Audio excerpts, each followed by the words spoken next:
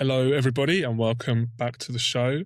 Trust everyone had a good Christmas, everyone's had a good break, good weekend. So today, I wanted to go into a little bit about what I think the most important skills are to understand and to learn in the next decade. There are quite a few creators. One of my favorites, Dan Coe, recently made a video about it and inspired me to just give my 2 cents on it as well. So I wanted to start with the climate that's apparent, the climate that we have going into 2026. So right now, we're living in a world of delusional optimists and hopeless pessimists. And I think both are wrong. So there are two sides of the equation here. There are two polarizing views on how things exist at the minute. And I think both are too extreme and neither are exactly correct in what they say. So the issue is technology has made everything so convenient that we're becoming kind of like creatively obese. We have the allure of having a quick fix, but it's making us lazy. So in the current world, technology is driving the barrier to entry down to zero. It's driving a baseline effort down to zero. And this is what technology has always done. It has democratized access, but in doing so, it means that the level of quality on average comes down for various things because the average becomes lower because more people are doing it, but more people are lazier when they're doing it. So the future belongs to people who choose to go just above or far above the average. It always has. This is how we become exceptional. This is the intentional addition of human friction. AI is a good tool to optimize us, but we also need to go through the human motions to really make it as good as it can be. So one of the central pillars of this show, and something that I really believe that I've come up with recently, is that quality of output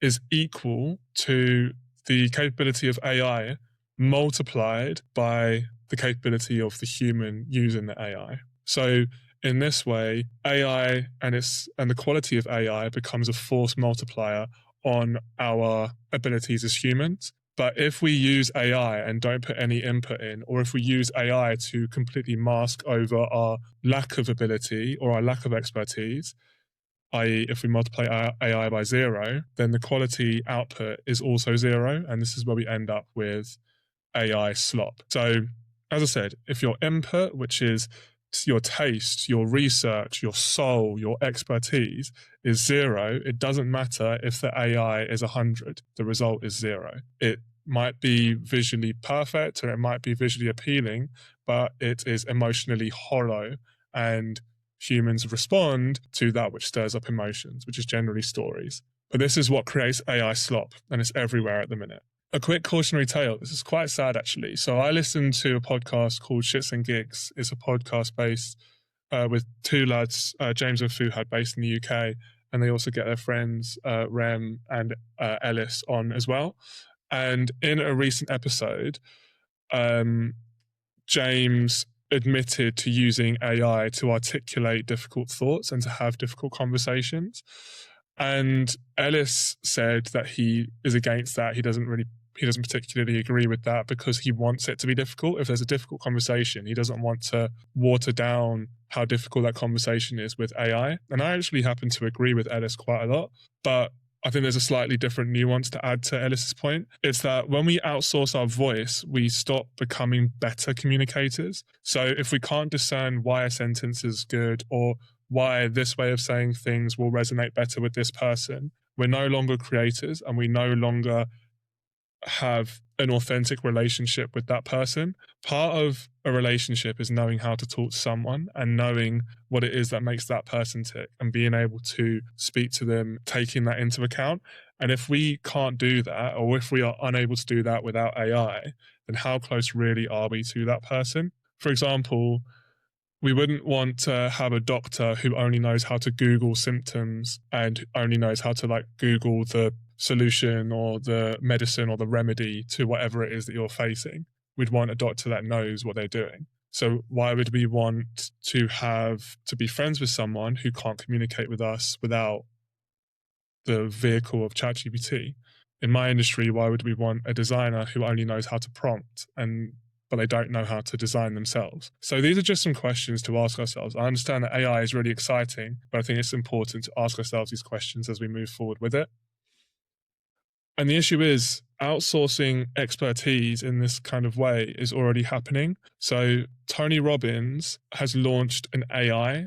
It's the Tony AI. It's like a digital twin trained on 40 years of his data. So Tony Robbins, for anyone who doesn't know, is the world's leading life and business strategist, famous for his immersive and high energy coaching events, right? So now we can carry Tony, like our own personal Tony Robbins, in our pockets for, I think it's $99 a month.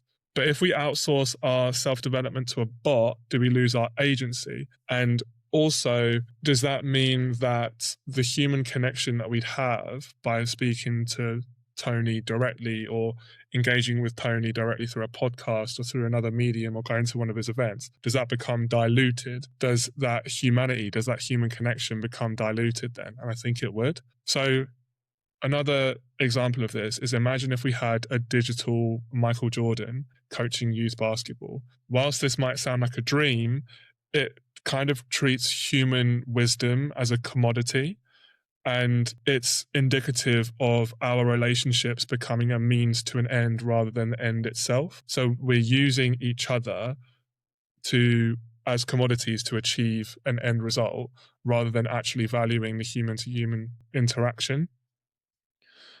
And there's a little research note that I have here. So it's a study from MIT Media Lab on cognitive debt, and they found that people who use AI for creative tasks showed 55% weaker neural connectivity in the brain regions associated with deep thinking and internal monitoring. So our reliance on AI is making us lazy, but it also means that we're less able to think deeply. And we all know that creative ideas are more abundant when we're able to think deeply. Cal Newport's book, Deep Work, is amazing, is an amazing resource to go into this more, and internal monitoring. So using AI to skip the grind of creation is kind of like taking out a high interest loan. You get the result today, but you lose the ability to think original thoughts tomorrow, and you're going to need to repay that price. You're going to need to pay that debt later on by skipping ahead. So just to illustrate this even more, what is it that we do going into the next decade, going into next year? How is it that we can navigate this in some kind of coherent way? So Naval Ravikant, I read and listen to a lot of Naval. He has said that upskilling quickly is key when it comes to dominating the next decade and dominating the future. For anyone who doesn't know about Naval, he's a philosopher, an investor, angel investor, and co-founder of AngelList. And he's known for his Twitter thread, How to Get Rich, which is a series on leveraging technology and specific knowledge to generate wealth.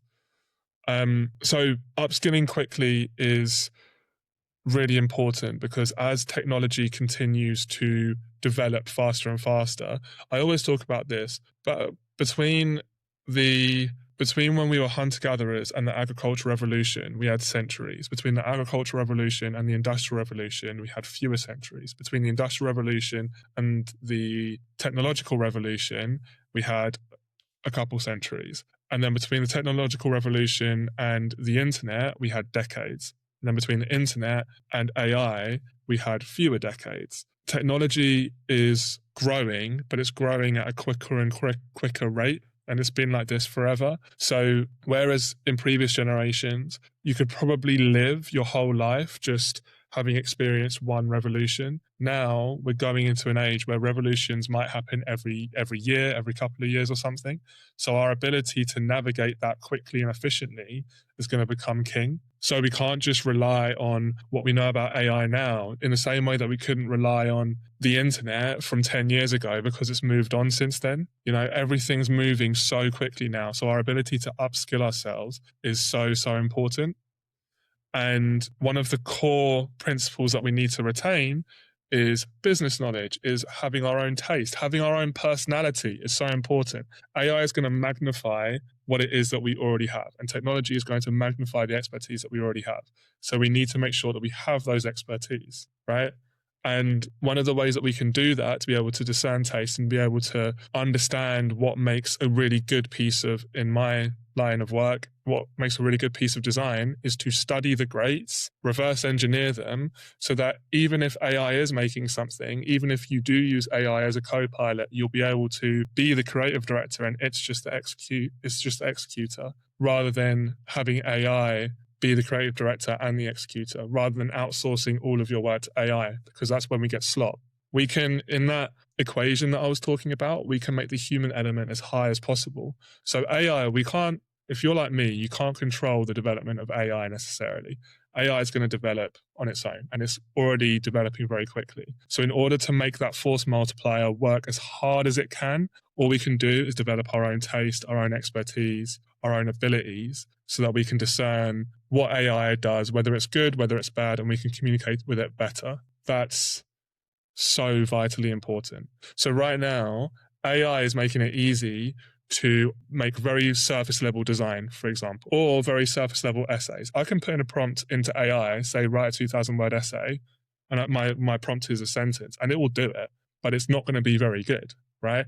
But if I then say, right, that's fine, it's done, I'm going to publish it, then that's just adding to AI slop. So AI has driven the barrier to entry right down, but it's also meant that the average quality of output is also being driven right down. So all we need is to have even just a little bit of human input to get above that average. And the more human input we have, the more we develop our expertise, the more exceptional we'll be. The more will be the exception to the rule. And the rule is, right now, unfortunately, there's very little human input when AI is involved. And I don't really see that changing because, again, it's a means to an end. No one really cares about the end itself. I don't think AI is going anywhere. I don't think technology is a bad thing. And I think it's detrimental to craft. I always give the example of a carpenter. You can be the best carpenter in the world, but at the end of the day, if it's between buying a table for tens of thousands of pounds from an exceptional carpenter, or buying a table from IKEA, which is mass produced and really easy to assemble and really easy to get and a lot cheaper, the majority of people are going to go to IKEA. So I don't know whether craft is becoming a marketable opportunity really anymore. It's difficult though, because if you pay very little, you can expect very little in return. So it's important to understand that it's not a choice between AI or humanity. It's not a choice between the carpenter or IKEA, to use that analogy. We can combine the two and we can work in tandem with AI. And I think that's one of the most important skills. So to wrap up this show, the two most important skills are upskilling really quickly and being able to be malleable and adaptable to the context, but also having the agency to upskill ourselves and to understand that AI is not coming to save us. It's actually coming to magnify what we're good at, but also what we're lacking. And it will do that. And it has been doing that everywhere. So we need to tread with caution. Anyway, that was it. That just a nice quick 15-minute episode to start your week. This week's a bit of a weird one, isn't it? Because it's between Christmas and New Year. So we're all just kind of chilling out a little bit. Or maybe we're not. But whatever it is that you're doing this week, I hope you have an excellent week. Thank you very much for listening. Please, again, share it with anyone if you found this useful. Any little sound bites that made you think, please send it around. Please share it. I really, really appreciate it. Please like, follow, subscribe, all the rest of it. I really appreciate you for listening. And I will see you on the next one. Have a good week.